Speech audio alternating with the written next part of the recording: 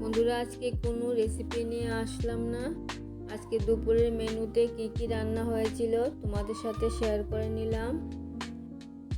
হাঁসের ডিম দিয়ে ফুলকপি আলুর তরকারি, টমেটো পেঁয়াজ দিয়ে রেসিপিটা রান্না করে নিয়েছি। আর আছে বেগুন ভাজা, টমেটো দিয়ে মসুর ডাল, ধনেপাতা দিয়ে রান্না করে নিয়েছি।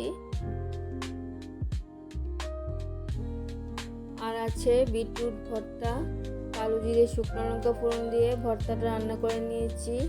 কাঁচা লঙ্কা চিড়ে দিয়েছি।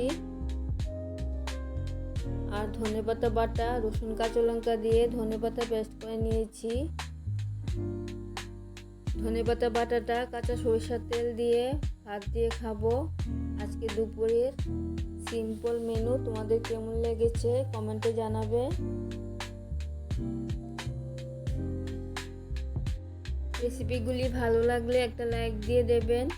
আবার দেখা হচ্ছে নতুন একটা ভিডিও নিয়ে।